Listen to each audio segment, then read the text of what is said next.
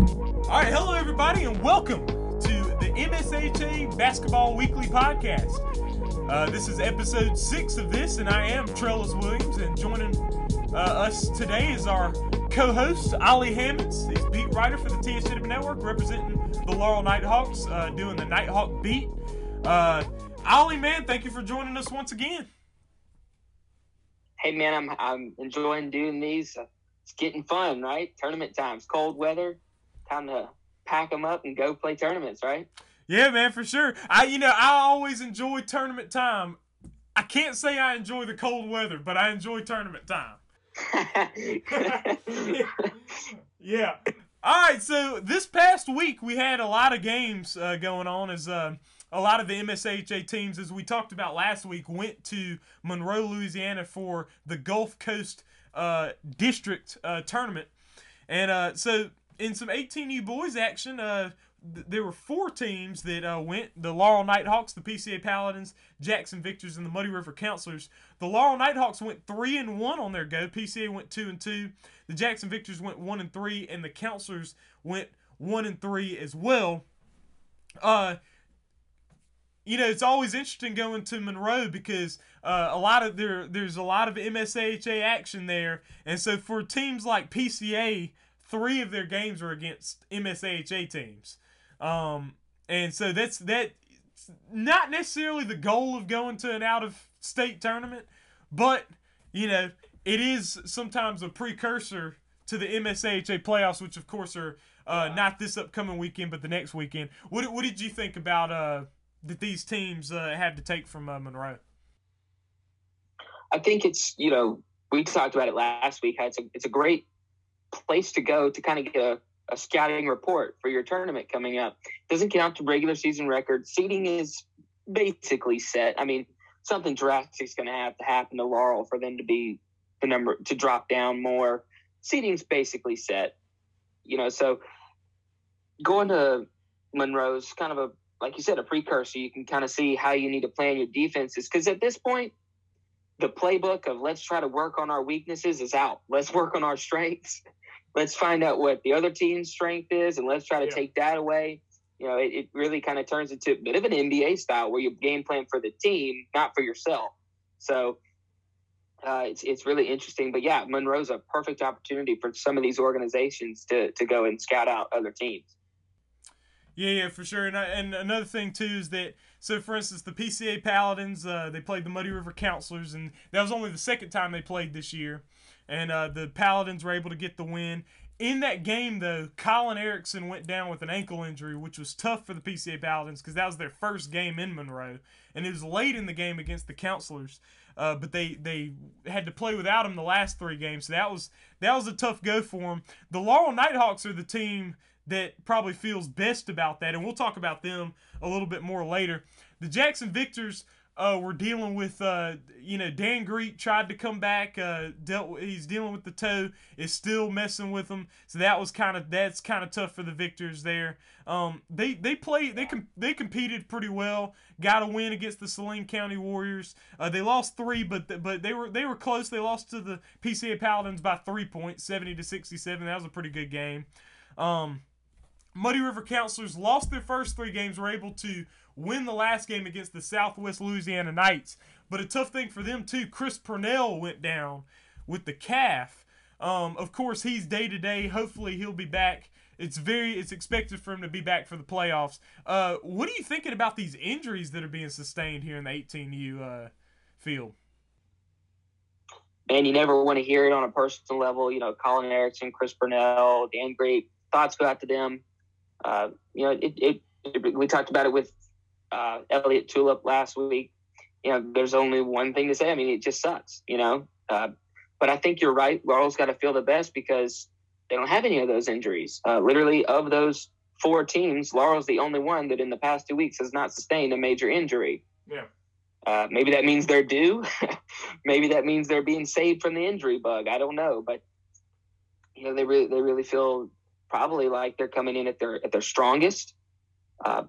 PCA losing Colin Erickson, that's a big loss. Dan Greet, Jackson would be at their peak with Dan Greet, but they've really kind of learned how to play without him. They would much prefer him to be there, but they've kind of learned, how to play together without him. Muddy River, Chris Purnell, big time player, possibly back for the tournament. That's a big win if you're Muddy River. You just need him there. You know what I mean? So I think it's very unfortunate for a lot of teams for it to happen now of all times. This couldn't happen December 3rd. Had to happen now. So I think that this is going to be a testament to see what you're made of and how quickly these coaches can scramble to come up with game plans for players who are nursing injuries or are out for the season. Yeah, so in the 18U girls field, the Laurel Lady Hawks, the Meridian Flyers, and the Hattiesburg Forerunners went there. Forerunners were not able to get any wins. Meridian I believe they got 1 or 2 wins. I'm not sure. I would need to check on that. The Laurel Lady Hawks, though, sustained their first loss of the season, but it was in the championship of the district tournament. They lost to the Southwest Louisiana Knights, who are very good as well.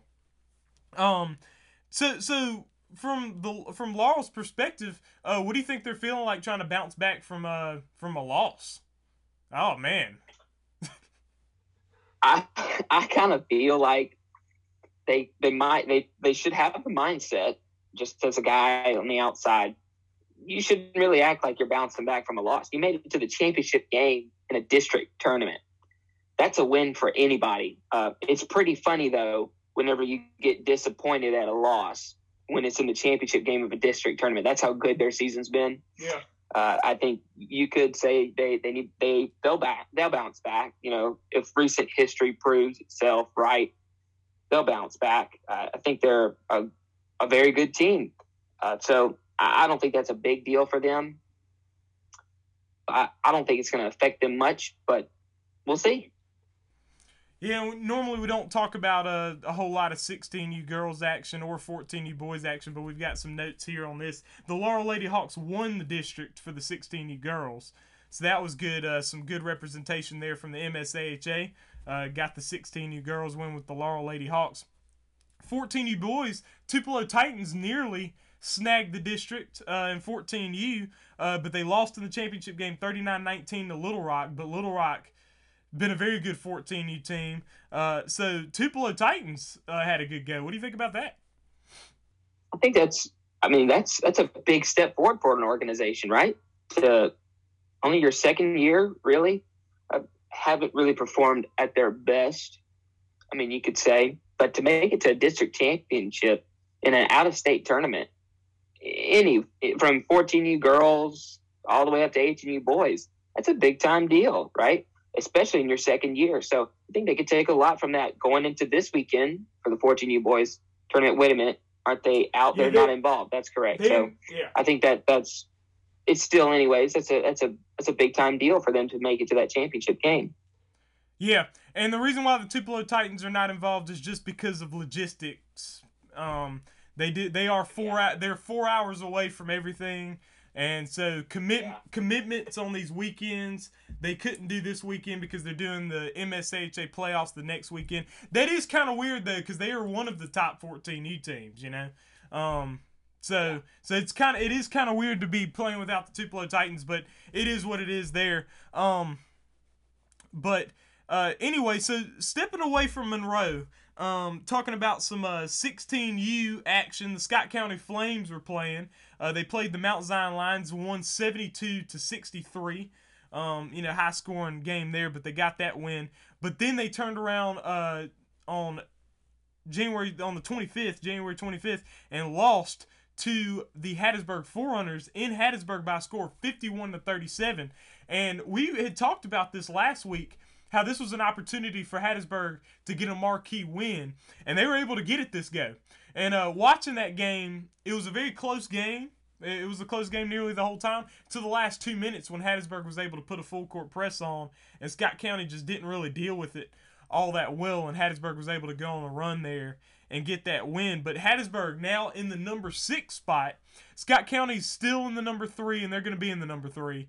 But that pretty much makes it to where most likely these two teams will play each other in the first round. So So that's an interesting little competition there. What did you think about that one? I think so. Breaking down the game, first quarter, really what separated the two teams to me was hustle, just straight up hustle. Hattiesburg never really gave up on a rebound till, Scott County got the ball past half court. If Scott County got the rebound, they'd come up and steal it. So that's really what kind of separated them. Second quarter was a little bit closer. Third quarter, once again, kind of close. But fourth quarter, Scott County just kind of went a little cold there at the end on shooting, and Hattiesburg just went on a run. So that's what separated them. I think in the tournament, Scott County's got to really watch out, because we talked about this too. Hattiesburg's Hattiesburg's only team that really has home court advantage, and that is a definite threat for the championship is the 16U boys. Yeah. So I think that's a dangerous situation if you're Scott County. It kind of sucks. You get the third seed in your first game, you're already scared. Yeah. So I think it's going to be a fun game to watch. I don't think it's going to be that much of a blowout score. I think it's going to be a much closer game. But I think it's another chance for Hattiesburg to prove that they're coming up in the basketball world, you could say. And so that's going to be interesting to see the outcome of that game and how it's played out. Yeah, and so now we're going to talk about some of our upcoming week here. But I'm going to stop you right here and remind you, pick up that MSAHA League Pass. A lot of games on there. Had the Monroe games. Counselors TV was in the house. You might want to watch that. You might not. Anyway, I can't say I did that great of a job announcing. I kind of flew off the handle a few times. Some officials. Watch the other games on the League Pass. There's a lot of games on the League Pass, so maybe not that one. I don't know. But anyway, pick up the League Pass. TSJWnetwork.net/watch. You'll be able to see the button to get on to the League Pass. So we're going to talk about the upcoming week right here in MSAHA basketball. So start off, there's going to be some 16U action. Friday night in Raymond, it will be the Muddy River Counselors' last home game of the season right there at Hines Community College. They will be taking on the Mount Zion Lions. Lions are right there at the 8th spot. They have one conference win, and the Muddy River Counselors sitting at the number 2 spot. They're 9-1.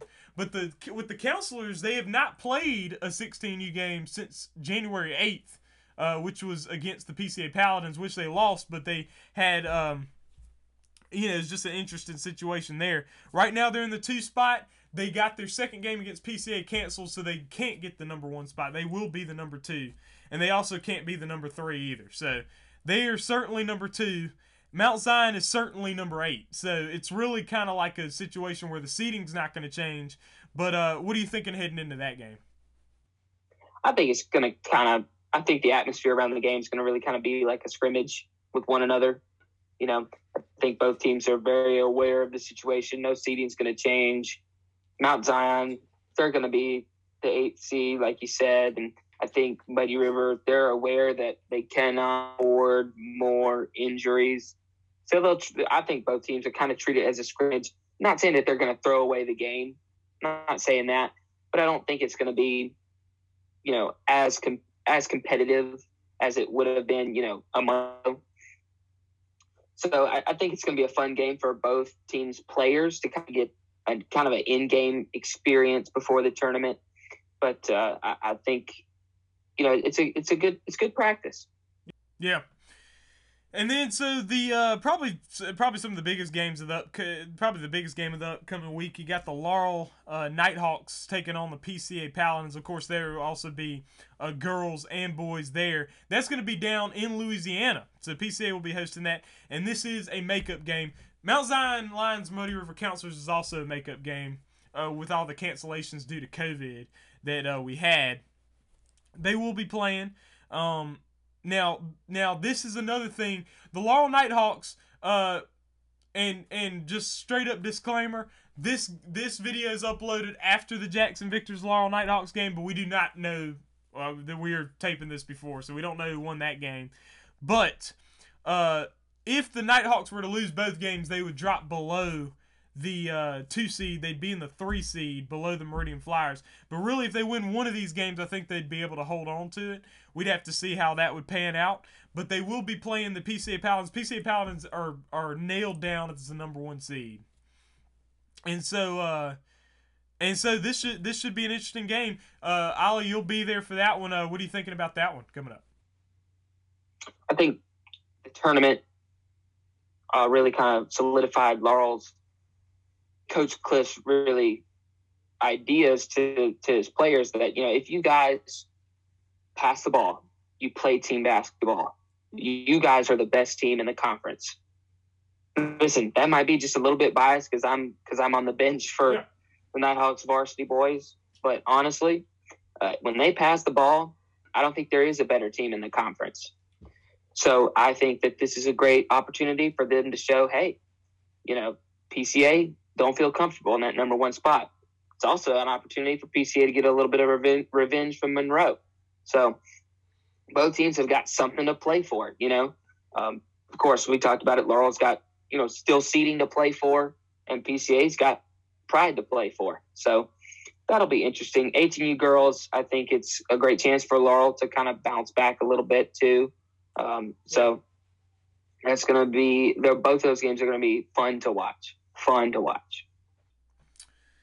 Yeah, so and then also we are going to be we'll talk about the 14U tournament, which is this weekend. We don't normally talk about 14U, as I said earlier, but the tournament is coming up, so you're going to have the finale, so you're going to have the championships there. So we'll talk about that in just a little bit. But first, we're going to name a team of the week. It's going to be our first episode with one of these segments, team of the week, and that was the Laurel Nighthawks in 18U.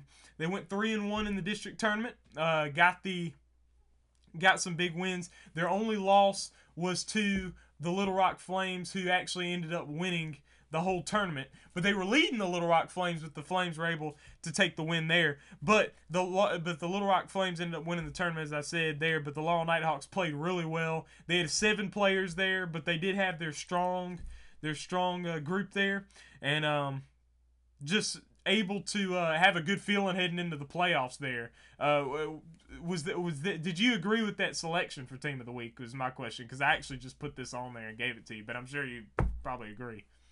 Oh, most definitely. I think that if a team goes into an out-of-state tournament and goes 3-1, and their only loss is to a team that wins the tournament, then they win 18U, 16U, and 14U boys, Little Rock.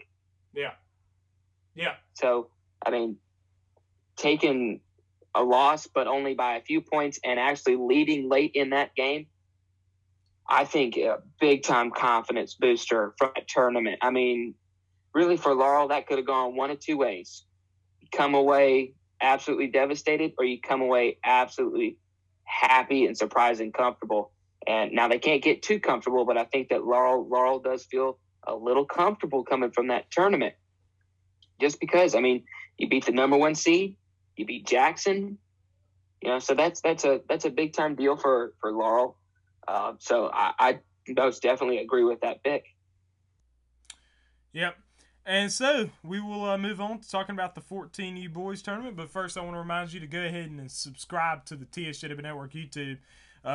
Also, turn your notifications on, because that's the way that you are able to keep up with when we post, like we post this show. Of course, with this show, you can know, okay, Friday mornings at 10 a.m., so you can kind of remember that. But if the notification reminds you, like, oh, man, hey, I want to take a look at that, you know what I mean? So then, also with the notifications, you can it can notify you when streams go up. So just make sure that you turn those notifications on, because we are having some big things coming up this next week, and we've got some big things for you coming up, and we're looking forward to that.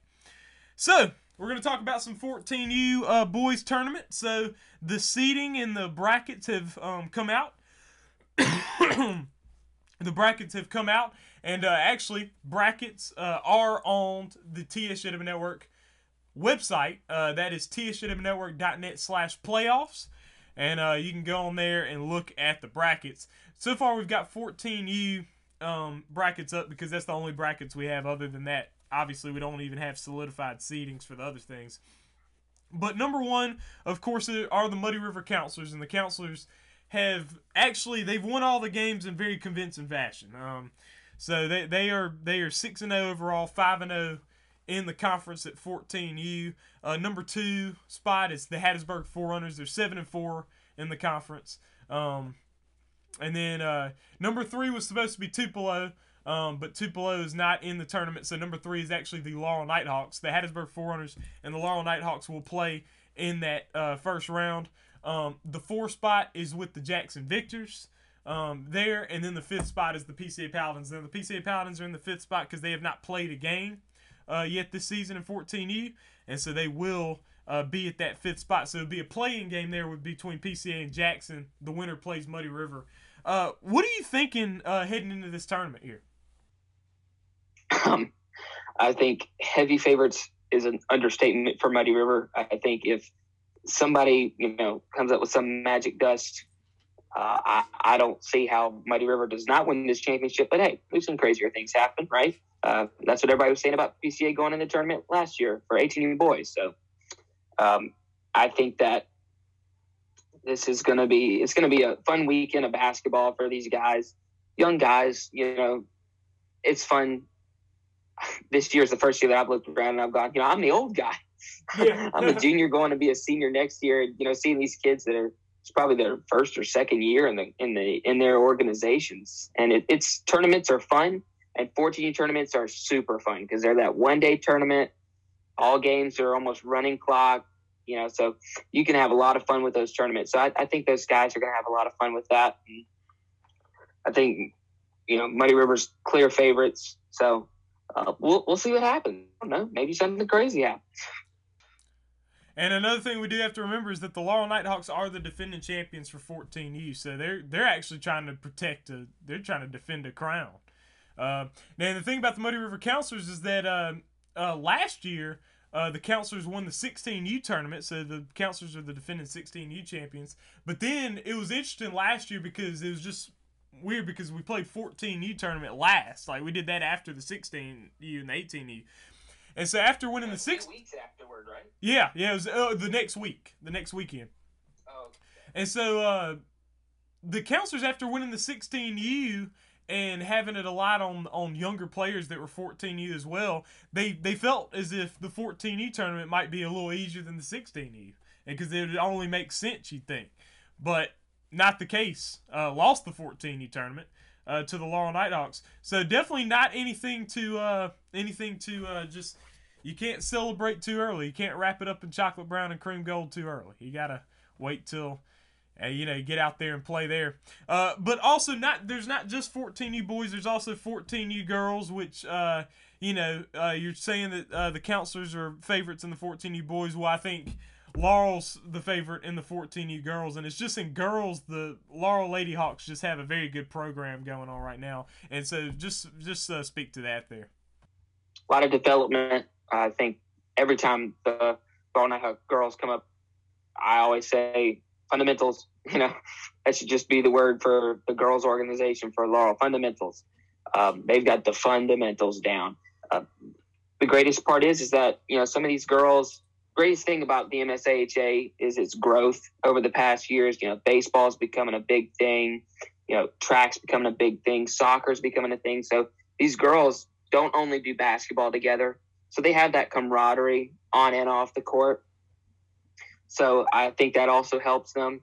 But just the fundamentals. They know the game of basketball. They understand the game of basketball, and that's what's winning them games. So that's why they're the clear favorites. Yeah, man, for sure. So that'll wrap up the things that we have to talk about for today. But I will talk about some things for this upcoming week. So next week's MSAHA Basketball Weekly Podcast will be pretty much about the things that happened over the course of this upcoming weekend. But then it will be about the tournament games that we know would be happening by that point. And so that will be released Wednesday evening, most likely at 7 p.m., right before the tournament, which is Thursday through Saturday, February 3rd through February 5th, we are very much looking forward to that. We also plan on having a show in the morning on Saturday morning before the championship game. So on championship Saturday, plan on having a morning show. And it'd be me and Ollie, and hopefully Dima Mixon as well, who would be there to do some color commentary as well. And so we look forward to what we have in store here for MSAHA basketball right here on TSJW Network. The playoffs are in the air, and it's coming up, and we're really excited right here at the TSJW Network. And so stay tuned. Go ahead and follow if you do the Instagram, go ahead and follow the Instagram at TSJW Network. Follow the Twitter at TSJW Network, and subscribe to the YouTube channel, as I said before. Pick up the League Pass and all that. Just do it all. Just be like, hey, look, I plug into the TSJW Network, and the TSJW Network tells me what I'm watching. That's what you need to do. I'm telling you right now. Anyway. Yeah. Anyway, but just there's plenty of stuff coming out, and plan on having some interviews as well. So just stay tuned to all the things that are going on right here on the TSJW Network. So thank you for joining us. I'm Trellis Williams, and Ollie, man, thank you for joining us again. Hey, thanks for letting me be on. Yeah, man. This is the MSAHA Basketball Weekly Podcast. I'm Trellis Williams. We out.